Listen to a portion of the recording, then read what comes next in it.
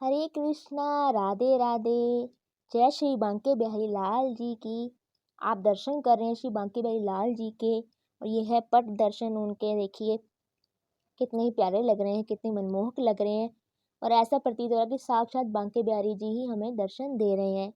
तो friends, I hope आप सब बहुत अच्छे होंगे, खुश होंगे, और अपने प्यारे लाडले लड्डू गोपाल जी की सेवा भी कर रहे होंगे, और लड्डू गोपाल जी को बहुत ढेर सारे भोगों का आनंद भी दे रहे होंगे, और आपके लड्डू गोपाल जी आपकी सेवा से प्रसन्न भी हो रहे होंगे।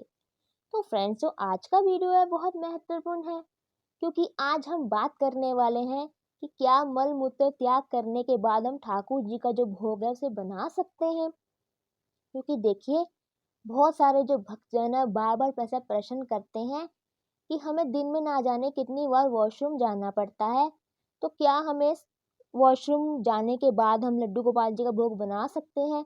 क्योंकि हम सुबह तो स्नान करते ही हैं, क्योंकि स्नान करते हैं तो उसके बाद हम लड्डू गोपाल जी का भोग बनाते हैं और ठाकुर जी की सेवा करते हैं, और ना जाने हमें उसके बाद कितनी बार जो है वॉशरूम जाना पड़ता है। तो किसी ने ऐसा प्रश्न किया था कि मुझे प्लीज़ बताइए आप कि क्या हम लड्डू गोपाल जी का जो भोग है बना सकते हैं, जब हम यानी कि जब वॉशरूम जाते हैं उसके बाद लड्डू गोपाल जी का जो भोग है उसे बना सकते हैं कि नहीं। तो देखिए भक्तों, अगर हम बात करें मंदिरों की, तो मंदिरों में आपको पता होगा कि ठाकुर जी को जब भी उन्हें छूना है, यानी कि ठाकुर जी को जब भी भोग भी लगाना है, उनकी वस्त्र सेवा भी करनी है, क्योंकि मंदिरों में देखिए जो ये 3 टाइम की सेवा की जाती है मंदिरों में भी, यानी कि बार-बार ठाकुर जी के कपड़े भी बदले जाते हैं, वस्त्र सेवा भी बदली जाती है, और कई बार उनको भोग भी दिया जाता है। तो जितनी बार भी जो पंडित जी लोग होते हैं, अगर वो वॉशरूम वगैरह जाते हैं, तो वो बार-बार नहाते हैं, यानी कि कुछ भी सेवा करनी है तो वो नहाते ज़रूर हैं। और आपको पता हो जो हमारे बद्रीनाथ जी हैं, वहाँ पर जो रावल जी हैं, जिनको पंडित जी को वहाँ पे रावल जी कहा जाता है, तो वहाँ पे जब भी उन्होंने सेवा करने जानी है मंदिर के अंदर, तो हमेशा वो स्नान करके जाते हैं। आपको पता है कितनी कड़कती हुई ठंड होती है, बर्फबारी होती है वहाँ पर। तो वहाँ का जो नियम है, इस तरह का नियम है कि जब भी पंडित जी ने अंदर जाना है, कि रावल जी ने, तो हमेशा वो स्नान करते ही करते हैं, चाहे जो मर्जी हो जाए। तो देखिए, जो मंदिर होते हैं वो शास्त्रों के अकॉर्डिंग चलते हैं, और उनका जो नियम होता है वो शास्त्रों के अनुसार ही होता है।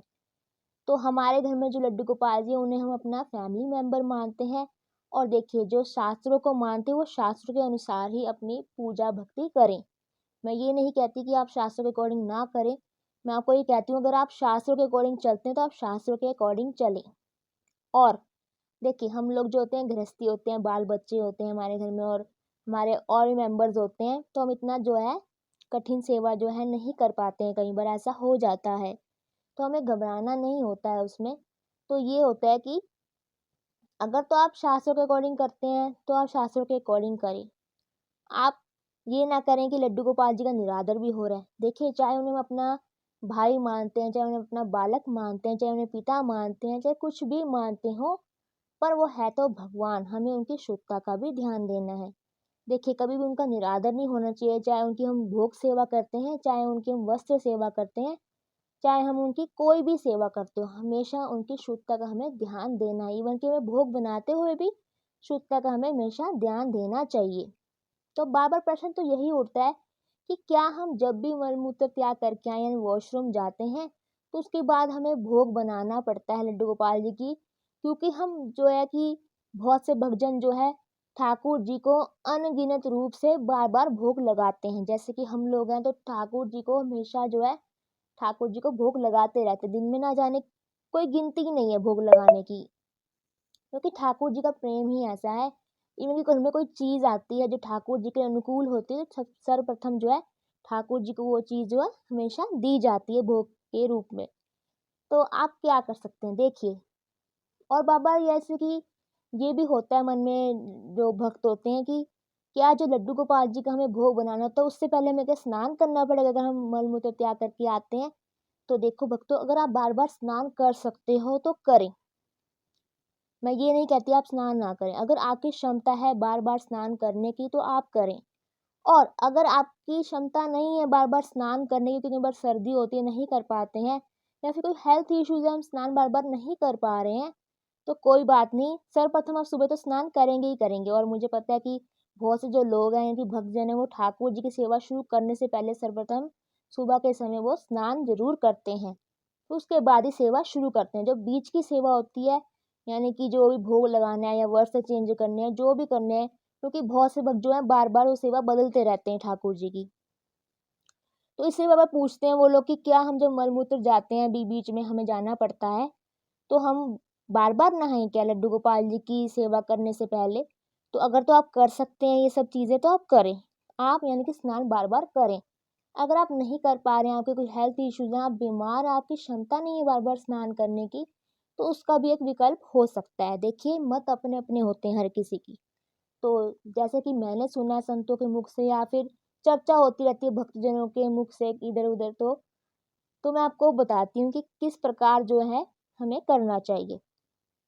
तो देखिए आप ये कर सकते हैं कि जब भी आप वॉशरूम जाते हैं तो वॉशरूम जाने के बाद आप सब सर्वप्रथम आप अपने ऊपर गंगा जल छिड़क लीजिए। गंगा जल, यमुना जल, कोई भी पवित्र जल जो होता है नदी का, वो आप अपने ऊपर छिड़क लीजिए। फिर अपना हाथ, मुंह और पैर भी धो लीजिए अच्छे से, ताकि अपने आप को स्वच्छ कर लें। अगर आप स्नान नहीं कर पा रहे हैं तो इस प्रकार फिर लड्डू गोपाल जी का जो है उसके बाद आप भोग बना सकते हैं। देखिए मैं आपको दोबारा से यही कह रही हूँ कि लड्डू गोपाल जी का अगर आप भोग बनाना आपको पड़ता है, आप बना रहे हैं लड्डू गोपाल जी का भोग और उससे पहले आप जो है वॉशरूम चले जाते हैं, कई बार आपको जाना पड़ता है वॉशरूम, तो आप यही कर सकते हैं अपने ऊपर जो है गंगा जल छिड़क लीजिए और या फिर जो है हाथ में मुंह पैर वगैरह सब कुछ धो लीजिए। गंगा जल छिड़क लीजिए, हाथ पैर मुंह वगैरह धो लीजिए, अच्छे से अपने आप को स्वच्छ कर लीजिए। फिर ही ठाकुर जी का आप जो है भोग बनाइए या फिर जो भी आपको वैसे सेवा करनी है, जो भी सेवा करनी है आपको, तो आप ज़रूर करें। और जब भी आप सुबह जब आप सेवा शुरू करेंगे तो तब तो आपको स्नान करना ही करना है, क्योंकि हर भक्त जो है स्नान करता ही करता है सर्वप्रथम सुबह जब उठता है ठाकुर जी को उठाने के लिए। अब बात वो जाती है बीच वाली सेवा जो होती है, तो अगर आप स्नान कर सकते हैं तो करें, अगर नहीं कर पा रहे हैं, कोई हेल्थ इश्यूज़ है, तो फिर आप जो है इस तरह हाथ मुँह पैर वगैरह धो के अच्छे से गंगा जल छिड़क लीजिए अपने ऊपर, फिर ही ठाकुर जी की आप सेवा दोबारा से शुरू करें। तो आई होप आपको पता लग गया होगा कि किस प्रकार हम ठाकुर जी की सेवा कर सकते हैं मल-मूत्र त्याग करने के बाद या उनका भोग बना सकते हैं। तो अगर आपको मेरा वीडियो अच्छा लगा है तो इसे लाइक कीजिए, शेयर कीजिए, कमेंट करना ना भूलें और मेरे चैनल को सब्सक्राइब करना ना भूलें। हरे कृष्णा, राधे राधे।